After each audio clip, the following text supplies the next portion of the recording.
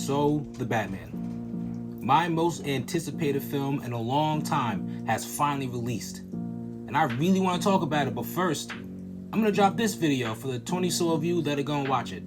Now, first and foremost, I'm a massive Batman fan. You know, from the movies to the TV shows to an intimate knowledge of the comic books. Like, I'm that guy, so I feel like I'm qualified to make this video where I rank the different cinematic Batman-centric films throughout history. And then after these, I'll drop them thoughts on the Batman and place its rank amongst these previous masterpieces. So check it out. So yeah, this is the bottom of the list. Hate is a really strong word, so I'll just say I severely dislike the Lego Batman movie a lot. Now, I want to keep these videos positive, so I'll focus on the positives and then I'll go into some of the negatives and just leave it at that. So, for what it's worth, I really did love the animation in this movie. I thought bringing the Legos to life like they did really worked out, and I thought it looked fantastic. I thought the little character models they used were beautiful, especially the changes to the established Batman Lego sets. You know, the Joker being a standout, I thought he was really well done. I guess I like some of the humor, like a very small sand-grained amount, so there's that. And also, shout out to them having the other IPs make an appearance inside of this movie. I thought that was pretty cool. Also, shout out to Bane's design. Bane's design was fire. So what I didn't like about this movie that has it this low on the list is pretty much everything else. I hated the dialogue, I hated the characterization, I hated Robin, I hated Batgirl, I hated Batman, I hated how everyone was just who they were in name only, but that was it. This was some comedy thing that wasn't funny skinned to be Batman, and I just wasn't with it, I guess. Now, for these movies, I gotta say one of the things I really liked was the cinematography. I thought for the time it still looked good. It looked like they were actually filming a production that they had faith in. And I know that can be hard, being that it's this weird comic book character, and I don't know how they received it back then, but I thought that was cool.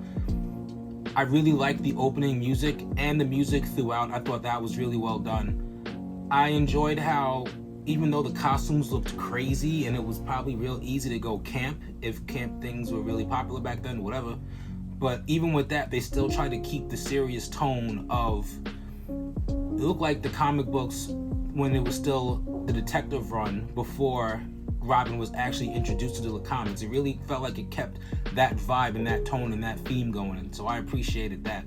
I thought it was cool that Alfred was involved and he wasn't just a butler, like Alfred actually did stuff. And at the end of the day, this is a really good time capsule. Like, it's 2022, bruh. It's cool to be able to look back at these characters that are still relevant and see just how far back they go and where they came from, because the 1940s was a long time ago, so it's wild that we have these. Now, as far as the negatives that pushed it back, one is the racism. It's civilized society. It was civilized society back then. I don't care if it was in the 30s, 40s, whatever. There was no place for it, and it did hurt the way that this particular piece of media aged. So I wasn't really with that. I also thought it was weird when Batman and Robin would smash through these windows and then they would instantly eat hands. Like, they would get the shit beat out of them all the time. They pop through the window, some dude in a suit would just beat the shit out of Batman and Robin and they dip. And then Batman and Robin slowly wake up and they're like, oh man, what the hell? You know what I'm saying? So that was a little weird, but still. And you know, I wish they utilized the fear aspect of it, because what they were pulling from was a very fear-oriented Batman, and I feel like they didn't really try and push that forward, even though I get that it would be kind of hard given the costumes and whatever, but you know, it is what it is. Also, shout out to this being the cereal was what brought the Bat Cave into the comics. The Bat's Cave is what it was called inside of this, so it's always nice seeing something become a staple that didn't originate in the books. I like that. And here we go. The masterclass in ruining a franchise, baby. Batman and Robin.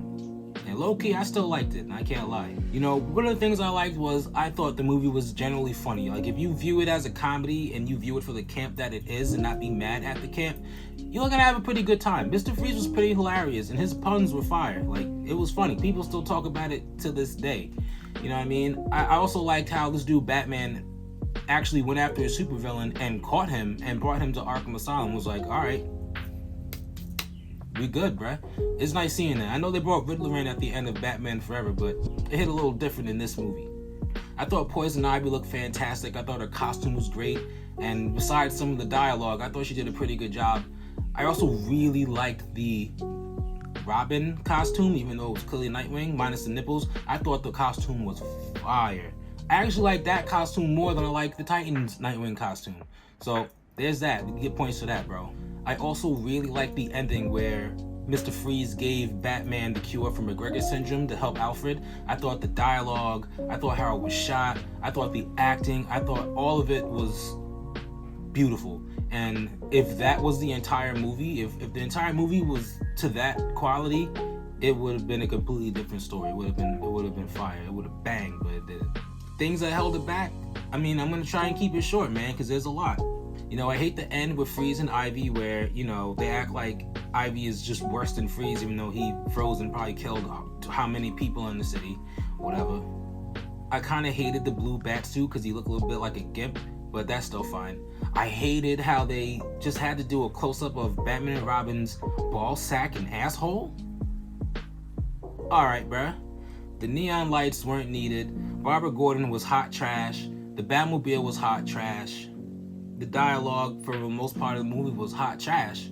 It was just, everything around Batgirl was trash. How she became Batgirl was trash. It was just horrible.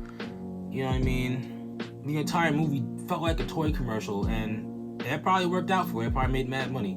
I bought the Funko Pop figures from this movie myself, and I hope that they make a Robin / Nightwing one too, because I'm gonna cop that. Drop those toys, bro. This is the perfect time. Now, Batman 66 will always undoubtedly be a classic. It just is what it is. Adam West did a fantastic job. Burt Ward, you did a fantastic job in the show and in the movie. You know, I liked how the movie was, one, it was hilarious. The movie was funny as shit. Like, it was funny. It just is what it is. It was a funny movie.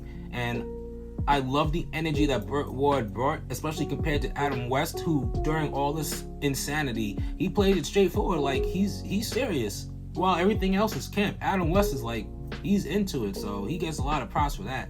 I thought all the villains did their role beautifully. I thought they all brought something great to the table, man.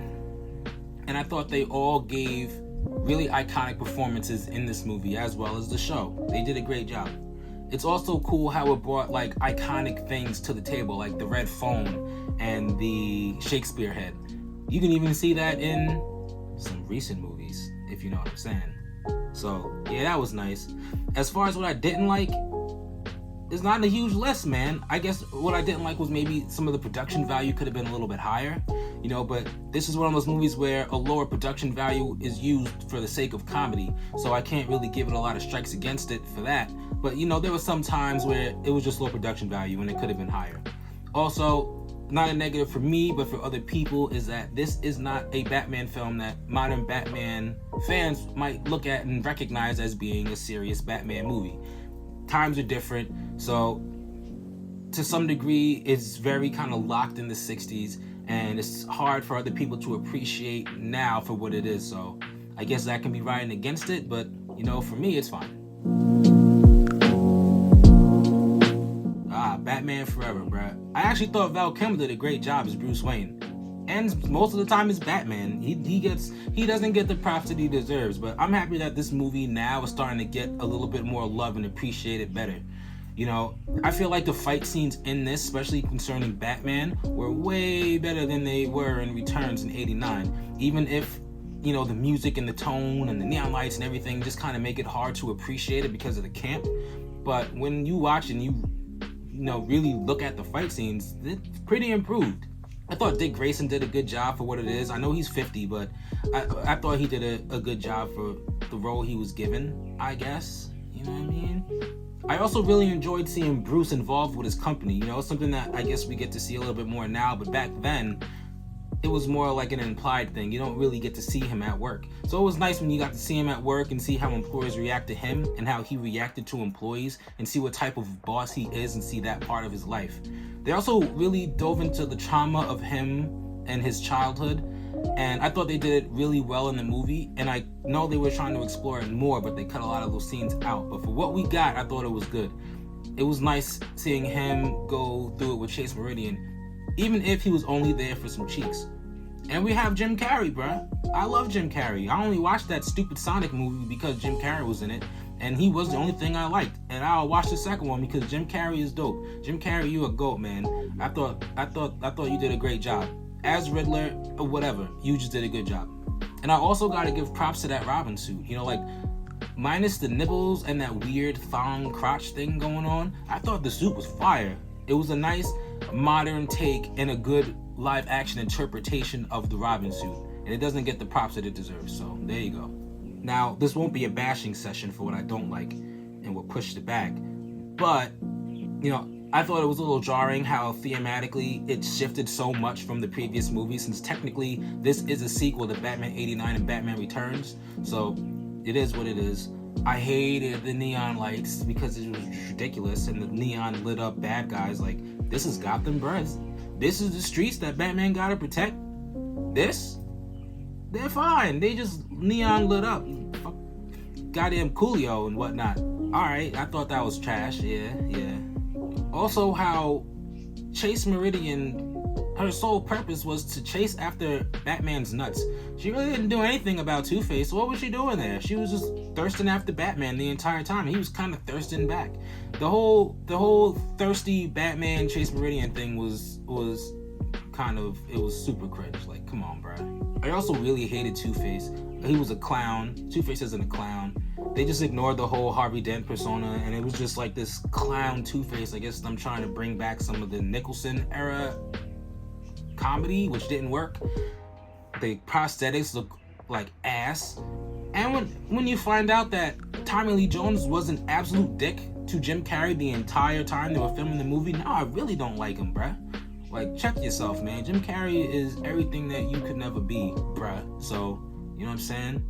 And then, of course, you have Robin's age, because he's like 95, and that was weird. And the Batmobile was trash. Which is fine. It's funny because if you go and you look up the concept art made for that Batmobile, it actually looks pretty good on paper. But somehow when they translated it to the film, it just looked like ass, bro. That wasn't the wave. Alright, so that's part 1 down. We're gonna go through the next part of the list, starting out with number 9. So thank y'all for watching. Hope y'all check out the next one. Peace.